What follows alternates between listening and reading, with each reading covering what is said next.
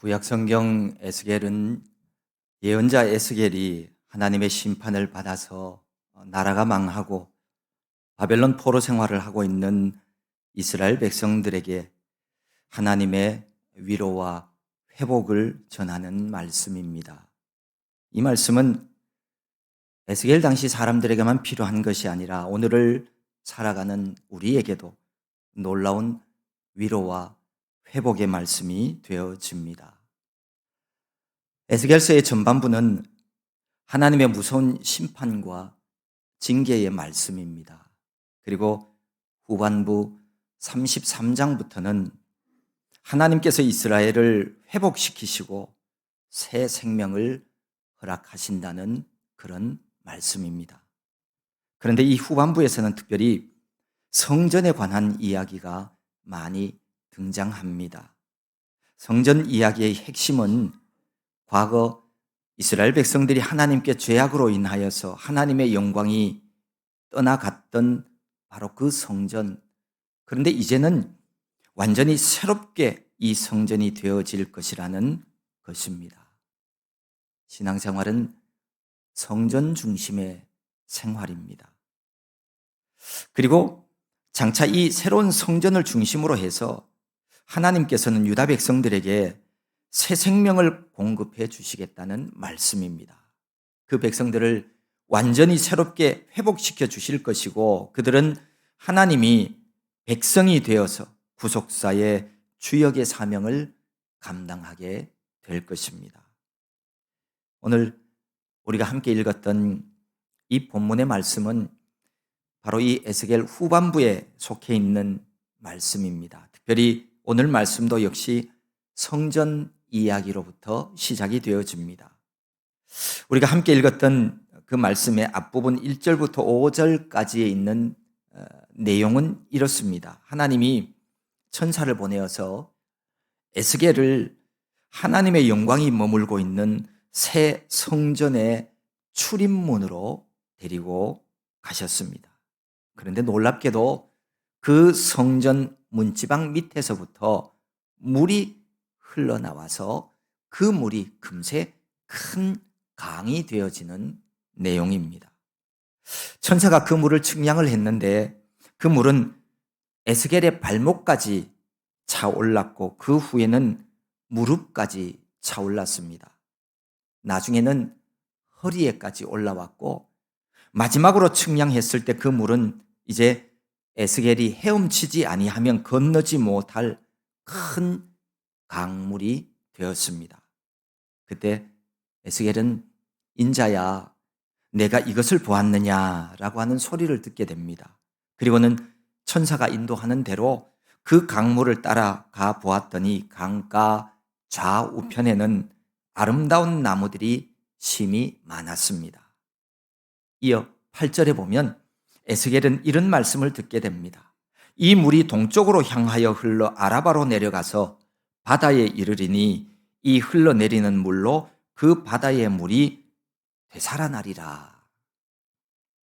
원래 이 아라바라고 하는 이 지역은 팔레스틴 땅을 남북으로 가르는 요단강 유역의 낮은 지대를 전체를 말하는 말입니다. 그런데 여기서는 아마 사해 바다와 연결되는 그 지역을 가리키는 것으로 보여집니다. 이 지역은 가늘고 길다랗게 되어져 있는 저지대입니다. 그리고 전체 3분의 2가 지중해 바다 수면보다도 낮은 특징을 가지고 있습니다.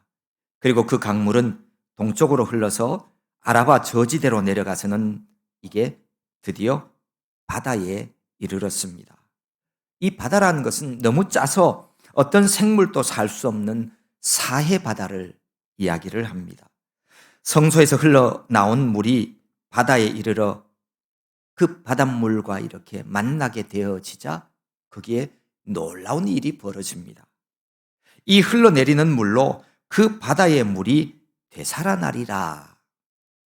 건너지 못할 만큼 큰 강이 되어진 이 물이 바다로 흘러 들어가니까 바다의 물이 되살아난다는 말입니다. 이 되살아난다는 이 말은 라파, 곧 고치다라고 하는 뜻을 가지고 있습니다. 바다, 곧 죽은 바다인 사해물이 성전에서 발원한 생수로 인해서 모든 생명체가 살 수 있는 살아있는 물로 고침을 받게 된다는 의미입니다. 죽은 바다를 살아있는 바다로 바꾸시겠다는 이 하나님의 말씀은 죽음의 자리에서 생명의 자리로 당신의 백성들을 옮기시겠다는 하나님의 은혜를 암시하는 말입니다. 하나님은 당신의 백성들이 놓인 자리가 죽음의 자리라고 하는 것을 알고 그 백성들이 살 수 있는 자리, 영원한 생명의 자리로 바꾸어 주시겠다는 참 사랑의 하나님이심을 나타내는 그런 말입니다. 지금 혹시 여러분의 삶의 자리가 사해 같은 고통과 죽음의 장소라면 하나님께 은혜를 구하십시오. 하나님께로부터 성소에서 흘러나오는 은혜의 강을 사모하십시오. 하나님께서는 약속해 주셨습니다. 우리를 고아와 같이 버려두지 않겠다고 말입니다. 하나님은 우리를 반드시 살려주시고 영생의 자리로 인도해 주심을 믿습니다. 이 강물이 사해 바다에 와서 닿자마자 죽었던 바다가 되살아나게 되었습니다. 강물이 이르는 곳마다 번성하는 모든 생물이 살고 또 고기가 심히 많아졌습니다. 이 강물이 이르는 곳마다 모든 것이 살아나게 될 것을 말씀을 하십니다. 정말 놀라운 것은 강물이 죽은 바다를 생명의 바다로 바꾸어 놓았다는 사실입니다. 사실 일반적으로는 바다가 강을 흡수하는 방향으로 그렇게 진행이 되어집니다. 무슨 말인가 하면 어떤 강물이 바다로 거기에 유입되어지게 되어지면 강물이 어떤 강물이든지 간에 그 큰 바다가 가지고 있는 특성 따라 그 흘러내려왔던 강물도 변한다는 거죠. 그런데 오늘 말씀 속에서는 성소에서 흘러나온 강물이 죽음의 바다 사해를 생명의 바다로 바꾸어 버렸습니다. 강이 바다를 바꾸어 버렸어요. 하나님께로부터 흘러나온 물이 죽음의 바다를 살리고 새롭게 하였습니다. 하나님 능력을 가진 성소로부터 나온 큰 물이 모든 죽음의 세력을 다 쓸어버렸다는 겁니다. 악이 선을 이기고 악한 자가 선한 자를 이기는 것처럼 보여지지만 천만의 말씀입니다. 그렇지 않습니다. 하나님 안에서는 선한 자가 악한 자를 물리치고 악한 영인 사탄의 세력을 선한 영인 하나님이 반드시 이기게 되어 있습니다. 마귀, 귀신, 우리가 살아가는 이 땅에 있습니다. 그러나 두려워하지 마십시오. 거룩한 하나님은 이 악한 영들 사탄의 활동을 결코 그냥 내버려 두지 않습니다. 선이 악을 이깁니다. 최후의 승리는 하나님의 것입니다. 그러므로 하나님의 자녀된 성도들은 이 믿음을 가지고 아무것도 염려하지 않기를 바랍니다. 다만 모든 일에 기도와 간구로 구할 것을 감사함으로 하나님께 아뢰는 자가 되십시오. 그리하면 모든 지각에 뛰어난 하나님의 평강이 그리스도 예수 안에서 우리 마음과 생각을 지켜주실 것입니다. 진실로 하나님께 아뢰는 자, 기도하는 자가 되기만 하면 됩니다. 신앙생활은 믿음이라고 하는 단어도 중요하지만 사실 관계라고 하는 단어도 참 중요합니다. 관계란 하나님과 내가 어떤 관계인가라고 하는 겁니다. 기도의 횟수와 기도의 깊이는 나와 하나님과의 관계를 나타내는 바로미터예요. 내가 하나님께 기도할 수 없고 내가 기도하지 않는다는 말은 하나님과 내가 별 관계가 없다는 것. 하나님과 내가 좋은 관계가 아니라는 그런 의미입니다. 그런 관계에서는 누구도 하나님을 바로 알 수 없고요. 신뢰할 수도 없습니다. 신뢰하지 않으니 어떻게 하나님에 대한 믿음이 생기게 되겠어요? 있을 수도 없고 그는 건강한 믿음이 되지도 않습니다. 교회에서는 어떻게 해서든지 기도의 자리에 나와서 하나님께 기도하도록 기도의 자리를 참 많이 만들고 있지만 기도의 자리에 오시지 않는 분들이 참 많이 있어요. 5년, 10년, 몇십 년을 믿어도 기도하지 않고 기도하지 못하는 분들을 보면 참 안타깝습니다. 여러분, 기도하지 않고는 신앙의 열매는 맺을 수 없습니다. 구원 얻는 믿음은 생활 속에서 행하는 믿음입니다. 살아있는 행함이 있는 믿음이 되려면 하나님을 바르게 알아가는 바로 하나님과 내가 좋은 관계를 유지해 나가야 하는 겁니다. 그가 바로 참된 믿음을 가진 하나님의 백성이 되는 것이지요. 세상을 이기는 믿음, 구원 얻는 믿음이 있는지 기도의 자리에서 우리는 우리 스스로를 점검해 보아야 합니다. 내가 믿음 생활하면서 내게 있는 믿음이 성경이 말씀하고 있는 믿음인지 아닌지를 모른다면 지금 내가 하고 있는 신앙생활은 바르다고 이야기할 수 없어요. 아무것도 염려하지 않고 다만 모든 일에 기도와 간구로 하나님께 아뢰는 자가 되어 보십시오. 그러면 성경이 말씀하신 천국의 기쁨을 우리는 맛볼 수 있고 누리며 살아갈 수 있어요. 예수님이 뭐라고 말씀하셨어요? 이미 천국이 이루어졌다고 이 땅에 말씀하셨거든요. 내 앞에 어떤 문제나 장애물이 있어도 내 영이 기쁘고 행복하게 되어집니다. 왜요? 부활의 주님이 나와 함께 하심을 내 영이 알기 때문입니다. 지난 주일이 부활하신 예수 그리스도를 기뻐하고 감사하는 부활주일이었습니다. 주님이 부활하신 것은 우리에게 기쁨과 행복과 평안을 주시기 위해서 부활하신 거예요. 입으로는 부활하신 예수님을 믿는다고는 하면서 내 삶의 자리에 그 부활의 기쁨이 없다면 이게 이상한 것 아니겠습니까? 부활하신 예수님을 믿는다는 사람이 내 삶의 자리에 말씀과 기도가 없을 수는 없습니다. 부활하신 주님을 진짜로 믿는 사람은 지금 내 앞에 놓여져 있는 현세적인 문제만을 바라보고 거기에 몰입해서 울고 웃고 그렇게만 살아가지는 않습니다. 부활하신 주님을 진짜 믿는 사람은 부활을 준비하며 살아가게 되어 있어요. 내가 부활의 소망 가운데 살고 있지 않다면 나는 부활하신 주님을 아직 만나지 못한 것일 수 있습니다. 아직 기도 시간의 즐거움을 맛보지 못한 분이 계십니까? 그렇다면 오늘부터라도 마음을 다잡고 기도를 시작해 보십시오. 어렵지 않습니다.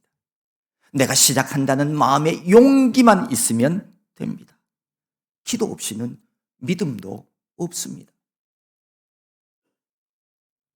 무슨 기도를 어떻게 해야 할지를 잘 몰라도 기도하라는 하나님의 명령을 받고 해야 한다는 마음을 가지고 기도의 자리에 오기만 하면 나머지는 주님이 해 주십니다. 아침에 일찍 일어나시는 분은 일찍 성전으로 오십시오. 성전은 새벽부터 문이 열려져 있습니다. 내가 출근하느라고 아침 시간이 바쁘면 퇴근하고 혹은 저녁 식사하고 성전에 와서 우리 아버지 하나님 앞에 문안해 보세요. 하루를 마무리하는 감사 기도를 해보세요. 하루의 피로를 깨끗하게 씻어주는 하나님의 은혜가 있습니다. 만약에 내가 낮에 시간이 있는 분이라면 낮 시간에 언제든지 성전으로 나오십시오. 나와서 기도를 통해서 하나님과의 관계를 좋은 관계로 맺어가십시오. 하나님을 믿으면서 하나님과 내가 서먹서먹한 관계가 되어진다는 것은 이거는 있을 수 없어요. 신앙의 기본은 기도에 있습니다. 생각해 보세요. 하나님을 믿는데 하나님과 얘기하는 기도의 시간이 내가 두렵고 싫어. 그게 무슨 하나님 믿는 거예요? 우리 모두 하나님께 기도하는 삶을 통해 부활의 자리에 참여하는 자 되기를 소망합니다. 에스겔이 오늘 본 이 강가에는 고기가 종류대로 큰 바다에 있는 것처럼 심이 많다고 이야기를 합니다. 그래서 이 강 전 지역에서는 어부가 정착하게 되며 어부들이 그물 치는 곳이 될 것이라고 말씀합니다. 고기가 종류대로 심이 많아진다는 것은 새롭게 회복될 이스라엘에게 주어질 복이 창조 당시의 복과 대등할 만큼 클 것이라고 하는 사실을 알려주고 있습니다. 그리고 거기에 있는 많은 고기가 의미하는 것은요, 장차 도래할 하나님의 나라에 있어서 구원받게 될 성도의 수가 많아진다는 의미입니다. 이렇게 볼 때 여기 이 말씀에 있는 이 어부는요, 곧 구원을 선포하는 복음의 사역자들로도 이해할 수 있습니다. 복음서에 보면 예수님께서 제자들을 부르실 때 이렇게 말씀하셨죠. 나를 따라오라. 내가 너희를 사람을 낚는 어부가 되게 하리라. 라고요. 어느 면으로 보면 우리 모두는 사람을 낚는 어부들입니다.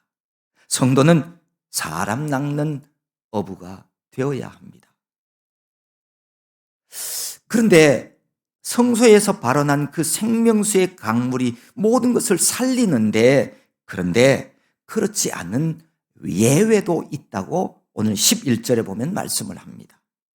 그 진펄과 개펄은 되살아나지 못하고 소금 땅이 될 것이며, 진펄은 진흙수렁 혹은 늪으로 이해하시면 되겠고, 개펄은 물웅덩이 혹은 우리가 흔히 얘기하는 갯벌로 그렇게 생각하시면 될 것 같습니다. 비가 내린 우기에 비가 많이 오면 그 바닷물이 넘치게 되어지죠.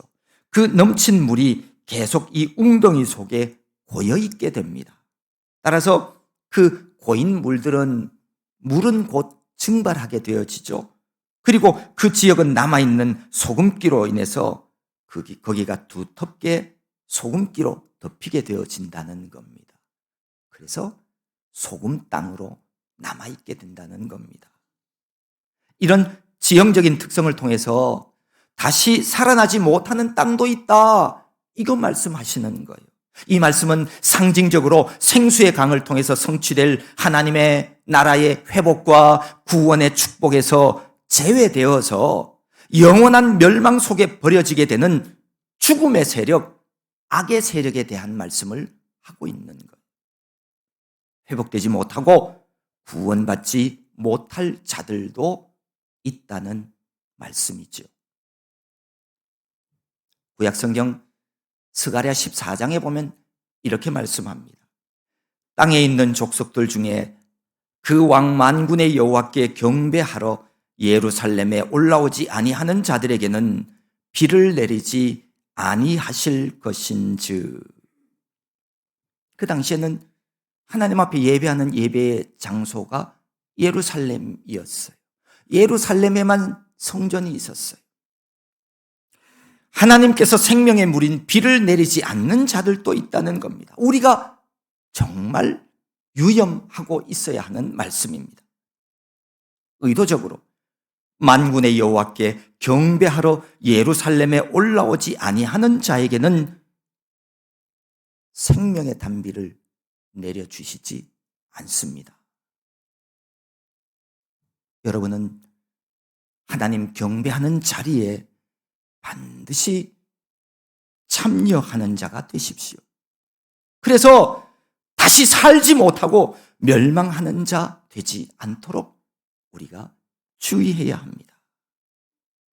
예배의 자리에 빠지지 않는 자가 되십시오. 오늘 우리가 읽은 본문 마지막 절에서 에스겔은 이렇게 기록하고 있습니다. 강 좌우가에는 각종 먹을 과실나무가 자라서 그 잎이 시들지 아니하며 열매가 끊이지 아니하고 달마다 새 열매를 맺으리니 그 물이 성소를 통하여 나옴이라. 그 열매는 먹을 만하고 그 잎사귀는 약재료가 되리라. 강 좌우에는 과실나무가 자라나서 달마다 새 열매를 맺게 되어집니다. 그 열매는 먹을 만하다고 합니다. 이게 무슨 말이에요? 어떤 과실이 먹을 만하다, 그게 무슨 얘기예요? 맛있게 먹을 수 있는 실과라는 뜻이죠. 생수를 통해서 열린 과실을 사람이 먹는다는 것은 하나님의 무조건적인 은혜에 기인한 은혜를 암시하고 있습니다. 생수를 통해 자란 생명나무는 그 구원과 영생의 은혜를 하나님 백성에게 뿐만 아니라 다른 이방인들에게까지도 나누어 주게 되어 있습니다. 오늘 마지막에 보면 이런 말씀도 있죠. 그 잎사귀는 약재료가 되리라. 이 약재료라고 하는 말, 리트루파라고 하는 말은 고치다라고 하는 뜻의 단어 라파에서 파생된 말이라고 합니다. 병들고 썩은 것을 고치는 의학적인 효능을 가리키는 말입니다. 이 약재료가 병들고 썩어진 이방 세계에 작용함으로써 그 세계가 하나님의 회복과 구원 사역을 통해서 치유받고 새로운 이스라엘 공동체에 속하게 될 것임을 암시하고 있습니다. 오늘 에스겔이 자신이 경험한 환상을 이야기하면서 마지막 절에서 분명하게 이야기하고 있는 것 한 가지가 있습니다. 그 물이 성소를 통하여 나옴이라. 과실나무가 자라나서 먹을 만한 열매를 맺고 그 잎사귀가 약재료가 되게 하는 이 생명의 물이 성소에서 나왔다는 겁니다. 그 물이 영원한 생명과 풍요의 원천이 되는 이유가 바로 여기에 있다는 겁니다. 그 물이 모든 생명의 주관자가 되시며 번성의 근원이 되시는 하나님의 거처, 곧 성소에서 직접 발원해 나온 것이기 때문입니다.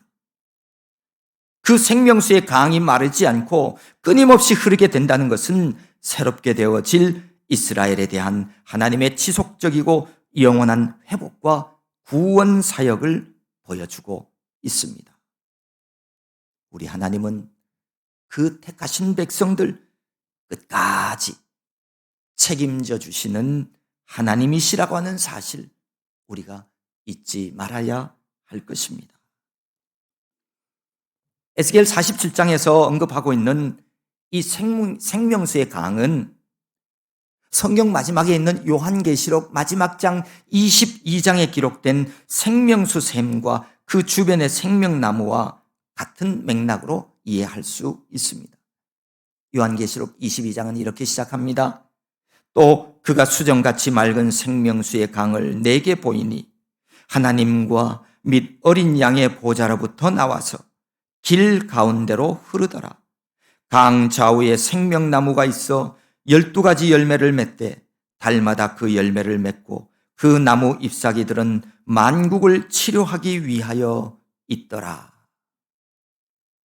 하나님께서 처음 세상을 창조하실 당시 창세기에 보면 그 에덴 동산의 풍성함의 주요 근원이 뭐였냐 하면 거기도 강과 나무였어요. 그런데 예언자 에스겔을 통해서 보여주신 이스라엘의 회복과 구원 사역 역시 이와 비슷하게 묘사되고 있습니다. 이것은 하나님께서 장차 이루어 가실 회복이 새로운 창조 사역과 동일하다는 사실을 알려주고 있습니다. 오늘 에스겔이 환상 가운데 봤던 이 큰 강물은 하나님 생명의 역사를 가리키고 있습니다. 그러니까 이 물은 생명수, 곧 생명의 물이라는 겁니다. 그런데 그 물이 성전에서 흘러나왔다는 것은 모든 생명의 역사는 바로 하나님께로부터 말미암는다는 것을 의미하고 있습니다. 우리 육신의 눈으로 봤을 때 아무리 좋아 보이고 탐스러워 보여도 그것이 하나님께로부터 나온 것이 아니면 그것은 우리에게 유익하지 않습니다. 아니, 우리를 살릴 수 없습니다.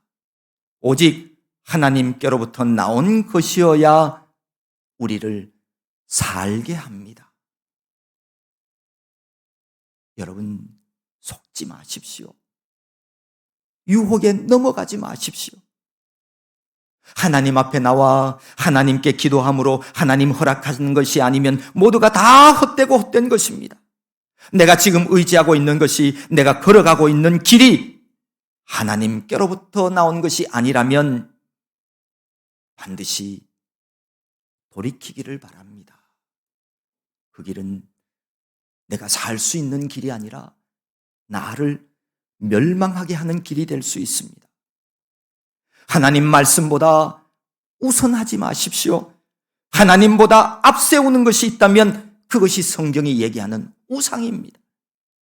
그 우상 때문에 마지막 날 주님의 호화로운 잔치에, 천국 잔치에 참여할 수 없는 자가 될 수도 있습니다. 오늘 이 강물이 동쪽으로 흘려내렸다고 그러는데, 여러분, 성전의 동쪽은, 성전의 동문은 하나님이 출입하는 문이에요. 사람은 아무도 그 길을 출입할 수 없어요. 이 표현 역시, 강물이 동쪽으로 흘러내렸다는 이 표현 역시 생명수의 역사가 오직 하나님께로부터 말미암는다는 것을 보여주고 있습니다. 이 생명수는 구원과 축복의 상징으로서 새롭게 되어질 이스라엘을 향한 하나님의 헤아릴 수 없는 사랑과 관심을 드러내 보여주고 있습니다. 만고의 변함없는 진리 중에 하나는 물은 생명이라는 사실입니다. 우리 죄를 사하기 위해서 십자가를 지시고 우리 위에 부활하신 예수 그리스도, 그분은 우리 생명의 물이 되시는 분이십니다. 그래서 주님은 요한복음 4장에서 이렇게 말씀하셨죠. 내가 주는 물을 마시는 자는 영원히 목마르지 아니하리니 내가 주는 물은 그 속에서 영생하도록 솟아나는 샘물이 되리라. 예수님은 내가 주는 물을 마시는 자는 목마르지 않는다고 말씀합니다. 아무리 많은 재물과 아무리 사람들이 좋아하는 인기를 얻고 권력을 얻어도 인간은 목마를 수밖에 없습니다. 그러나 주님이 주시는 물을 마시는 자는 영원히 목마르지 않습니다. 우리를 살게 하시려고 생명의 물로 세상에 오신 예수님을 꼭 만나는 여러분 모두가 되기를 기도합니다. 오늘도 생명수의 강물이 흐르는 바로 이 성전에서 생명의 강물을 풍성하게 마시고 여러분의 몸과 마음이 회복되고 치유되기를 원합니다. 우리를 치료하고 살리시는 생수의 근원 되시는 주님을 만남으로 모두가 새롭게 거듭난 복된 인생들 다 되기를 소망합니다.